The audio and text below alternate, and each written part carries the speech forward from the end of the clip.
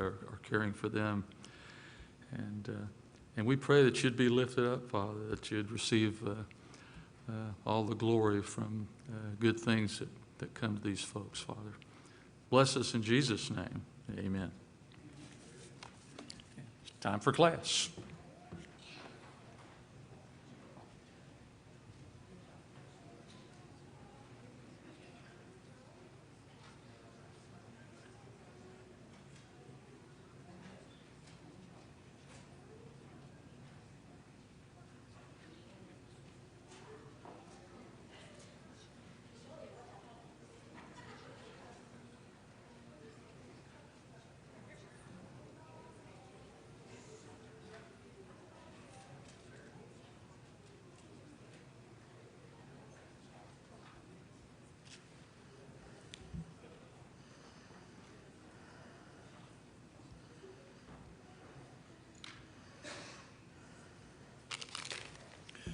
Evening, everybody.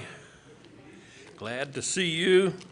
Glad to have all of you here. Glad to be able to be here myself. I'm thankful for all of you watching online. And I will also remind everybody about our fellowship room. This past Sunday, this was the third Sunday we've had it for mask-only area.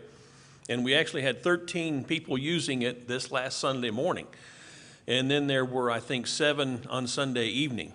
So that's available if you would like to come and worship and have a place where you can have only people around you who are wearing masks. Our fellowship hall and most of the south hallway will be that place. Nobody's supposed to go in there that doesn't have a mask. We've got signs up, so that's a good place for you. Do what? They can even come in through the south door. Yes, the south door has a sign on it. Only people with masks should be coming through that south door. You can come in from anywhere, but for that area, you are mask only. All right, let's get back to our study on Kings. Let me pop a pill. It's a sedative, helps me relax during class. Fisherman's friend, yes. Even if you're not a fisherman, it'll be your friend when it comes to coughing. Let's do some review. I love review. What happened to David and Bathsheba's baby?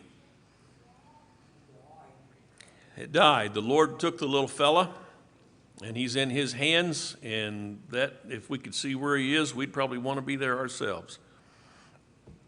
Who is soon born to David and Bathsheba after the Lord takes that baby? Solomon. Now here's a question. What is the name God gave Solomon? You remember? Think of the Clampetts. Jed. Jed what? Jedediah. Who remembers what that means? Beloved of the Lord. That's what the name Jedediah means. That's the name God gave Solomon, Jedediah. But so David and Bathsheba called him Solomon. There's no conflict there. They weren't being disobedient. It's just some folks had 2 names, and he was one of them.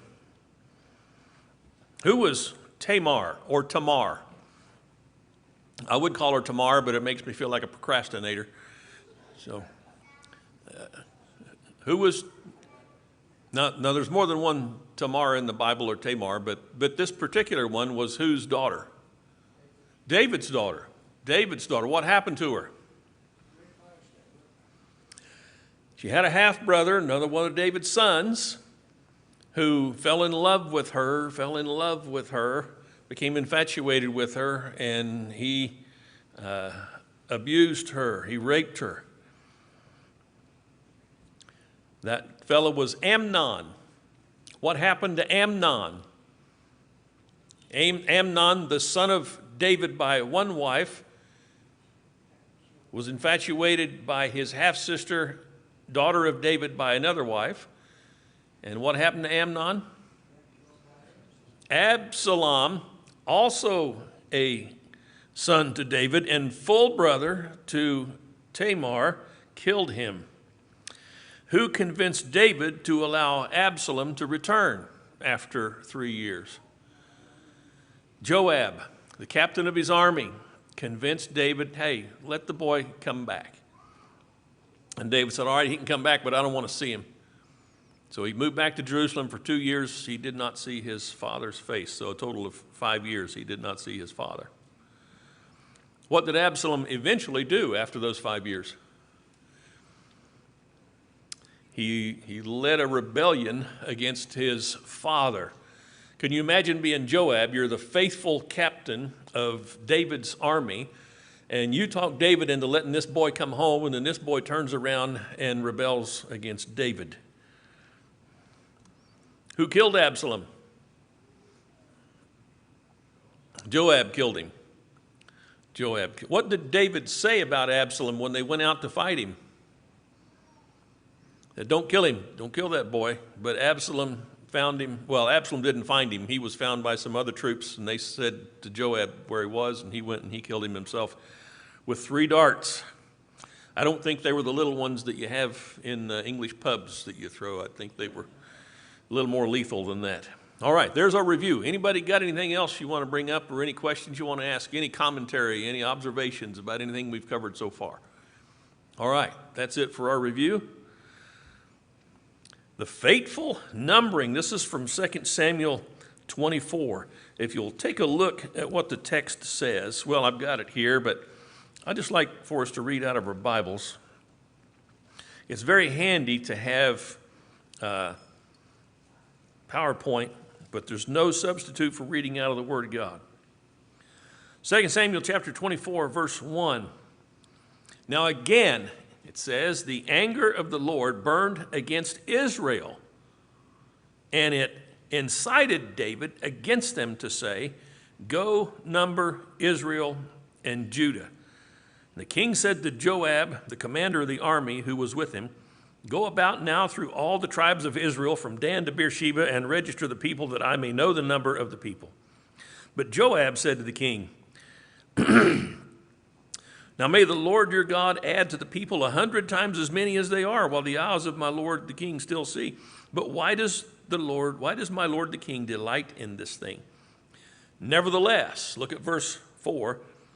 The king's word prevailed against Joab. So what was Joab trying to do with that statement? Trying to talk David out of it. Don't do this. And it's interesting in the text. We're not told all the ins and outs and all the details of why this was wrong, but apparently what was David's problem?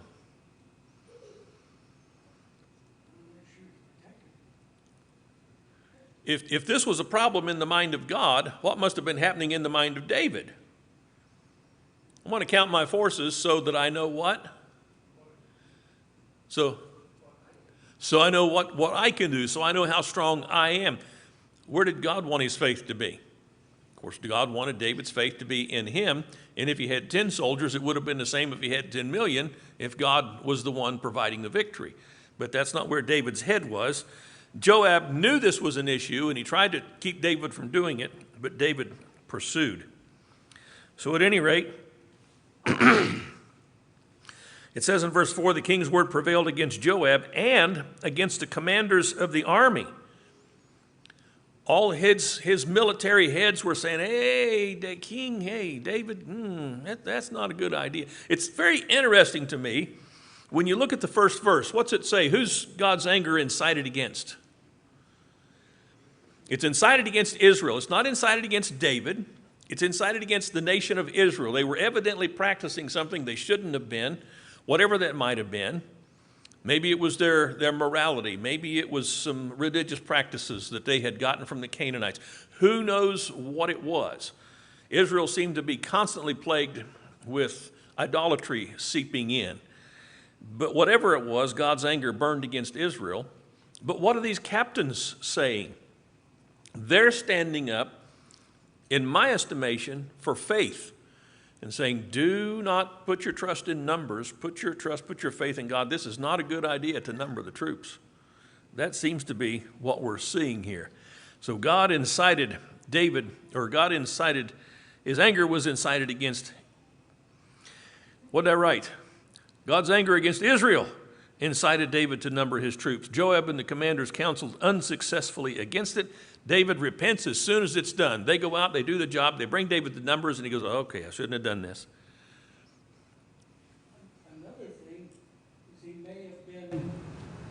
causing them to choose sides? You know, are you for David or are you against David? And so you cause a division amongst the troops.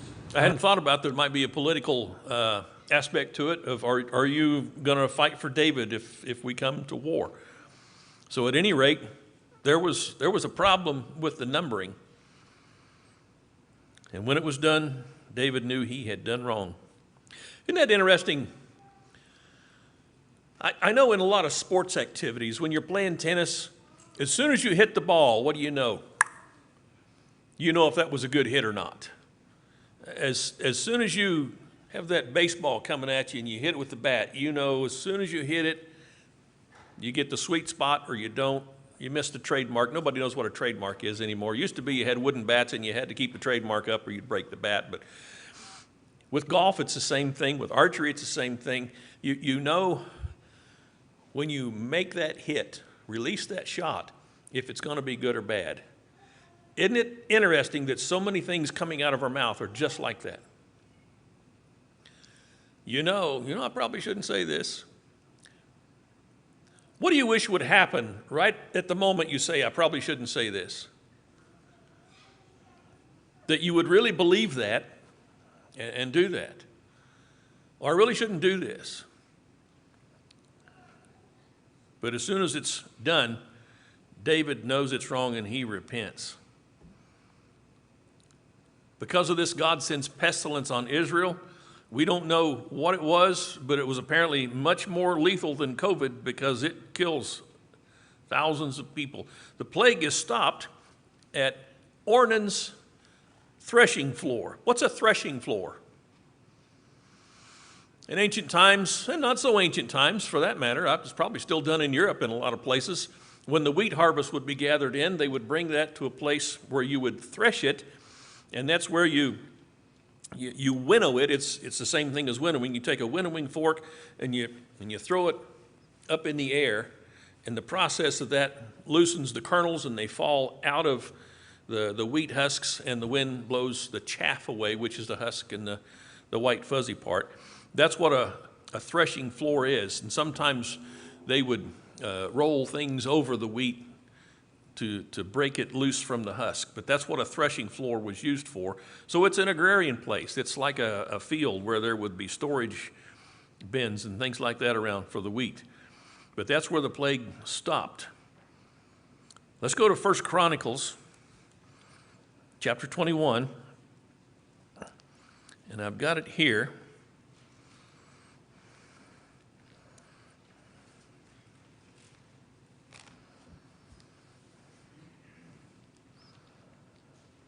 There's an account in 2 Samuel. It's somewhat briefer, shorter than the one in 1 Chronicles 21 and 22. So let's go here.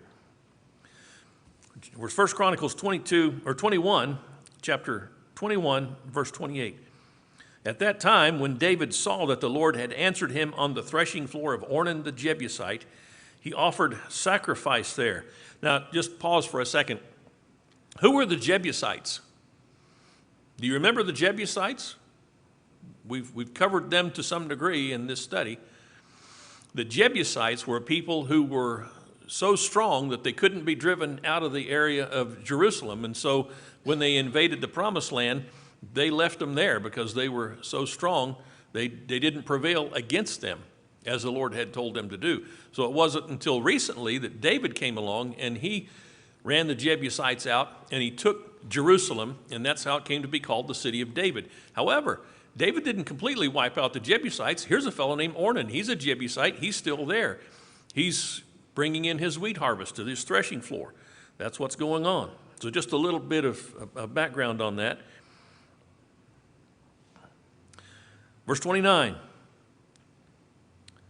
For the tabernacle of the Lord, which Moses had made in the wilderness, and the altar of burnt offering were in the high place at Gibeon at that time. Keep that in mind. That'll be a factor later. But David could not go before it to inquire of God, for he was terrified by the sword of the angel of the Lord. So there is David at the threshing floor of Ornan, and he sees God's angel and the sword that angel has, and whatever appearance that angel has and that sword has, it strikes terror in David's heart. And so he's not leaving to go anywhere else. He's staying right there. Verse 22, or chapter 22, verse 1 rather. Then David said, "This is the house of the Lord God, and this is the altar of burnt offering for Israel." So David gave orders to gather the foreigners who were in the land of Israel, and he set stone cutters to hew out stones to build the house of God. David prepared large quantities. We're going on from where we are on the overhead there. It says he prepared large quantities of iron to make the nails for the doors and the gates and the clamps, and more bronze than could be weighed. Timbers of cedar logs beyond number, for the Sidonians and Tyrians brought large quantities of cedar timber to David. And David said, "My son Solomon is young and inexperienced, and the house that is to be built for the Lord shall be exceedingly magnificent, famous and glorious throughout all lands. Therefore now I will make preparation for it." So David made ample preparations before his death. Why did David not build the temple? God had told him, "I don't want you to build it because you have shed much blood." He was a man of war and had shed much blood, and God did not get specific about that. He didn't give us the details. We're left to assume for ourselves, if we think we know the reason, that God did not want his temple associated with a man of war, but rather a man of peace. All right, so isn't it interesting that the place chosen for the temple, they didn't say, "Hey, let's build a temple. Let's go find a good place to build a temple." This is the reason the temple's built there. When you look at a map of Jerusalem, by the way, what's on Temple Mount right now? A mosque. An Islamic mosque is on the Temple Mount right now. When you see that mosque, you know that's the place right there that Ornan had his threshing floor. That's the place right there. David met the angel of God, and God stopped the angel from slaughtering people through that plague.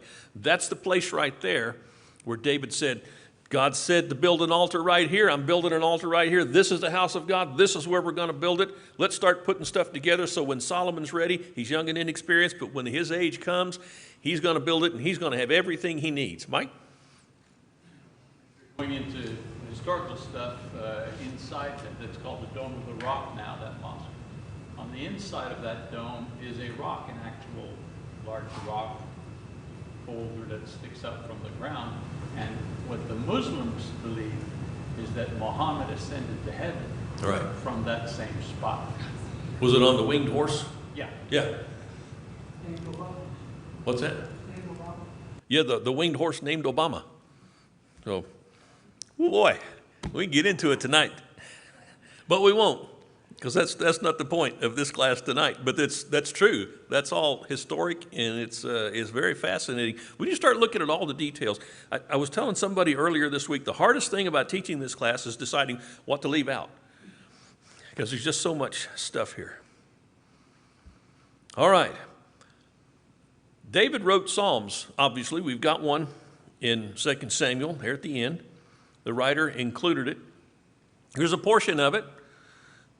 This is what it says, 2 Samuel 22, 21 to 24. "The Lord has rewarded me according to my righteousness. According to the cleanness of my hands, he has recompensed me. For I have kept the ways of the Lord and have not acted wickedly against my God. For all his ordinances were before me, and as for his statutes, I did not depart from them. I was also blameless toward him, and I kept myself from my iniquity." There's not a date on the psalm. Guess when it was probably written? This is probably prior to Bathsheba, prior to Uriah, prior to David's sin. Likely he would never have written this, especially if the Spirit was inspiring to put these words down. He would never have written this and made this claim, simply because we see another psalm. This is Psalm 51. "Behold, I was brought forth in iniquity, and in my sin my mother conceived me. Purify me with hyssop, and I shall be clean. Wash me, and I shall be whiter than snow. Let the bones which you have broken rejoice. Hide your face from my sins and blot out my iniquities. Deliver me from my blood guiltiness, O God, the God of my salvation." See the difference in these psalms? One, David is extolling, he's glorifying God, but he's glorifying God with an idea that I'm faithful to you, and I've kept your statutes, and I've done the right things in your sight. And then the other one where he knows, I didn't do any of that. He's asking forgiveness. He's repenting.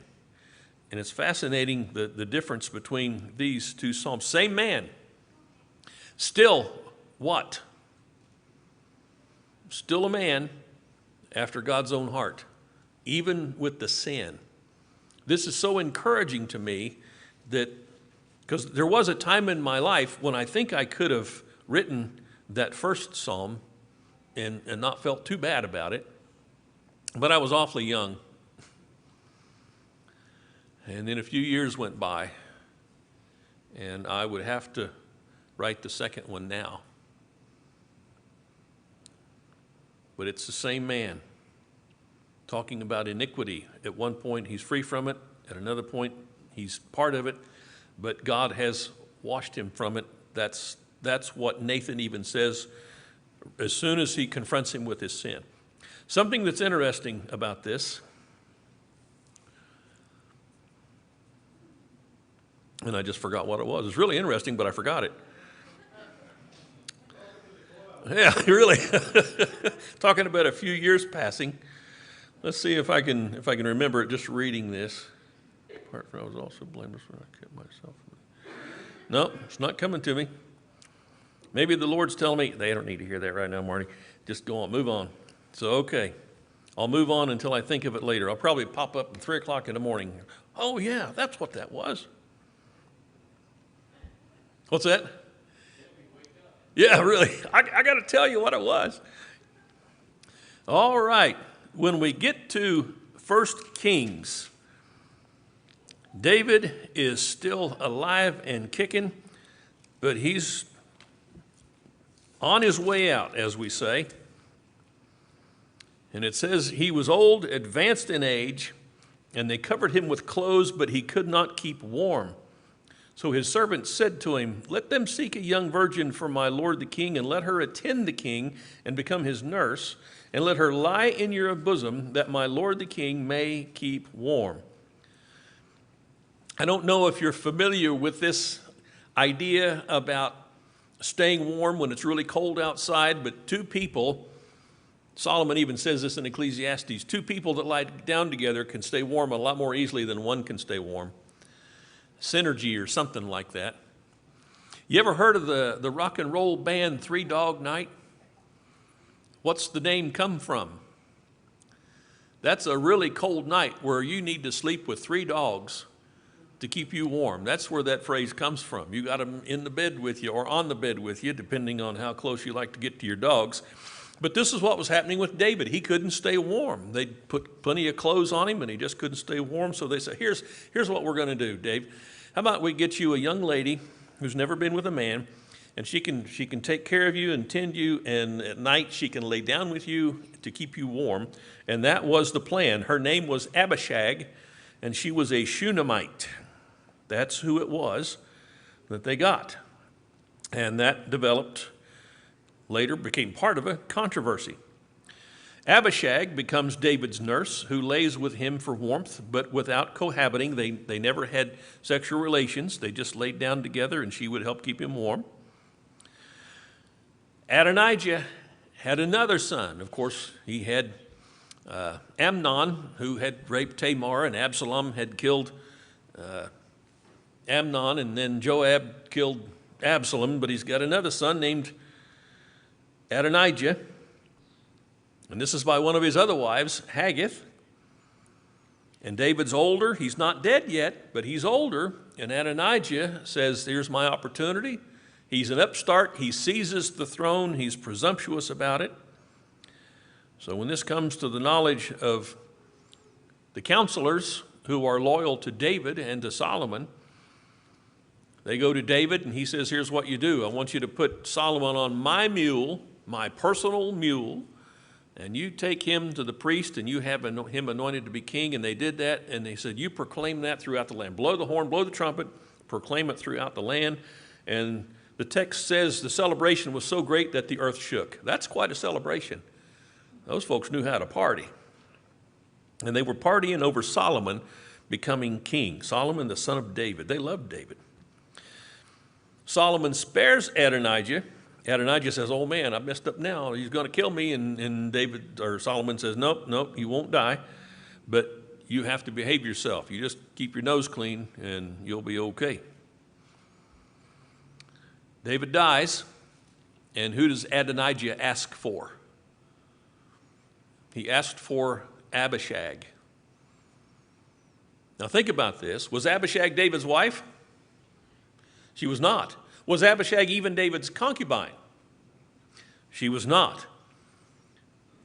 But who did not know what Abishag had been doing?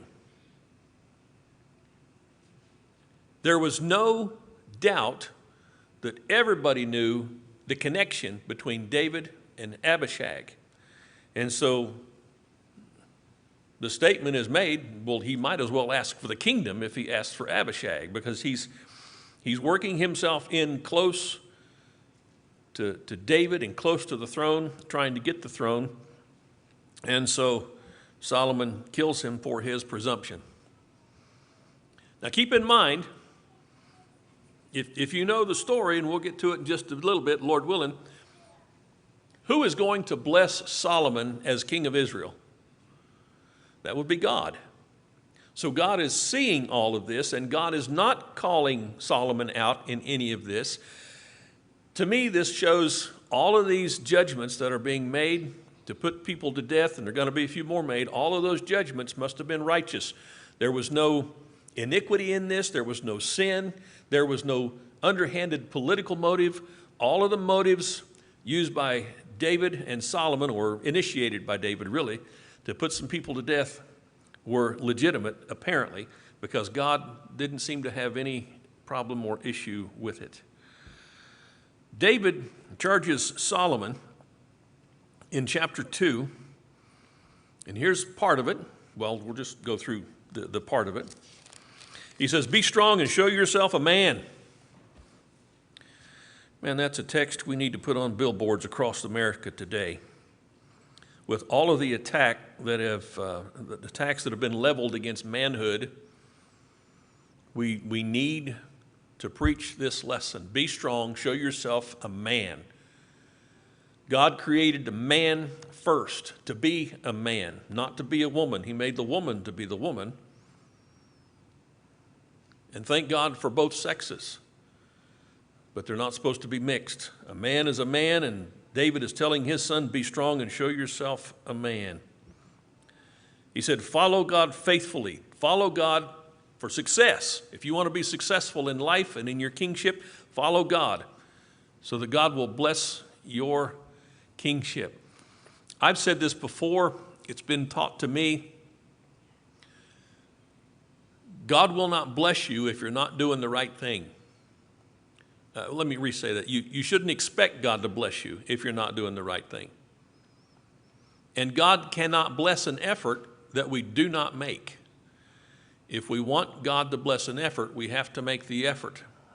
And we have to make it faithful to Him. And this is what David is charging Solomon to do. You be faithful for success, but also for posterity. What do I mean by posterity? What did God promise David? What did David want to do for the ark?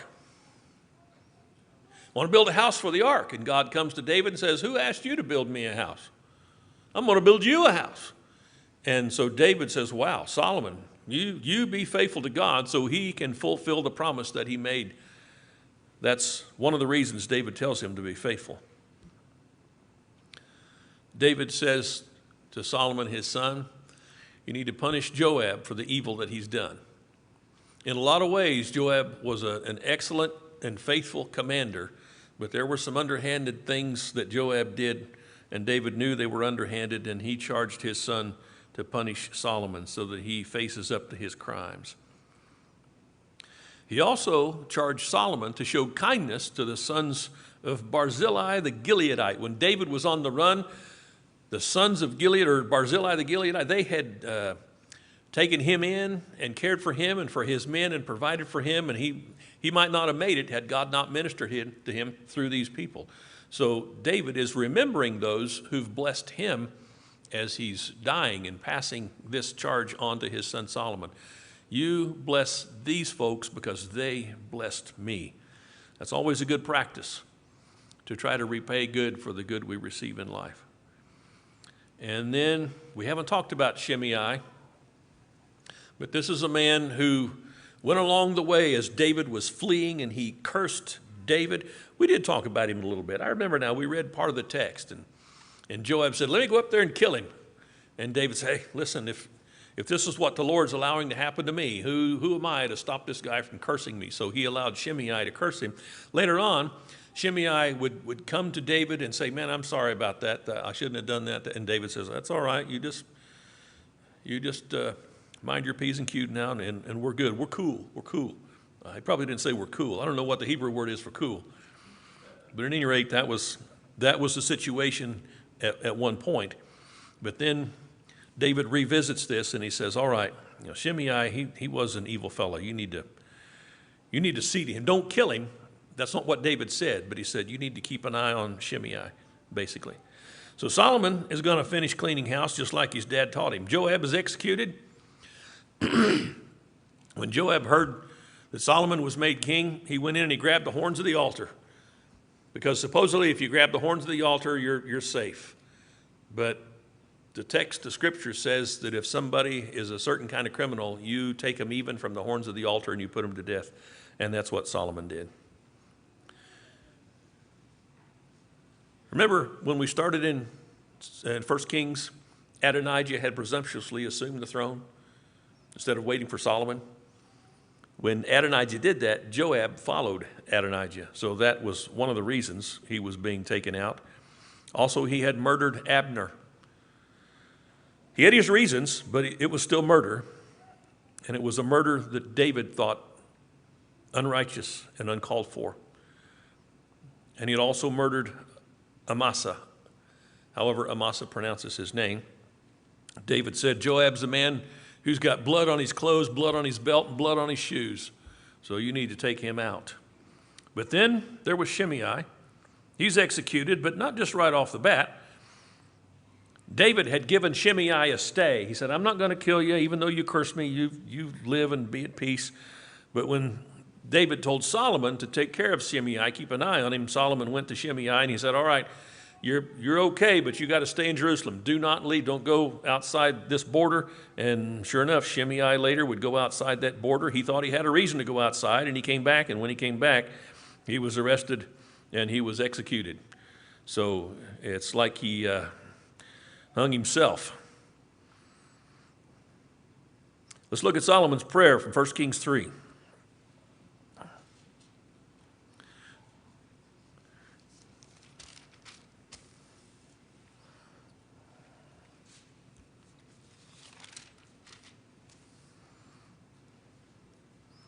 Solomon went to Gibeah. Remember, that's where the tabernacle was. It was in Gibeah. So Solomon makes a trek up to Gibeah so that he can sacrifice to God. And God appeared to him in a dream that night. Let's take a look at 1 Kings chapter 3, verse 5. In Gibeon, 1 Kings 3:5, the Lord appeared to Solomon in a dream at night.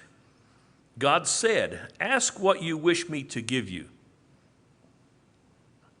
So did Solomon initiate the asking? It wasn't Solomon.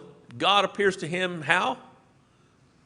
In a dream at night. Apparently Solomon is asleep, and God appears to him in a dream. And he says, ask me what you want. And so in the dream, apparently, Solomon says, you've shown great loving kindness to your servant David, my father, according as he walked before you in truth and righteousness and uprightness of heart toward you. Excuse me. And you have reserved for him this great loving kindness, that you have given him a son to sit on his throne as it is this day. Now, O Lord my God, you have made your servant king in place of my father David, yet I am but a little child. I do not know how to go out or come in. Your servant is in the midst of your people, which you have chosen, a great people who are too many to be numbered or counted. So give your servant an understanding heart to judge your people, to discern between good and evil. For who is able to judge this great people of yours? What do you think about that prayer? That request? If God came to you and said, anything you want, what do you want? And in my mind, I'm looking at that Bass Pro catalog. In your mind, what are you looking at? But Solomon knew that he was not capable of doing what had been put in his hands as well as he knew it needed to be done. And so he asked God, I'm just a little child. You ever feel like that? Even if you're a grown man, grown woman, still, I'm so small, I'm so insignificant, there's so much that I don't know. I can't even hold on to what I do know. I forget things I do know, obviously, from a little while ago. How do any of us make it through life? And here's Solomon, he's a man just like us, and yet he is king over God's people. And he's got a good head on his shoulders, because he's asking God, wow, I need an understanding heart to judge your people. So how does God respond? Solomon makes his appeal for an understanding heart, and God grants his request, but he also gives him all the things he didn't ask for. What did Solomon not ask for? Huh? He didn't ask for wealth. He didn't ask for power. He didn't ask for victory over his enemies. He didn't ask for a color TV. he didn't ask for any of that stuff. Not even peace, no.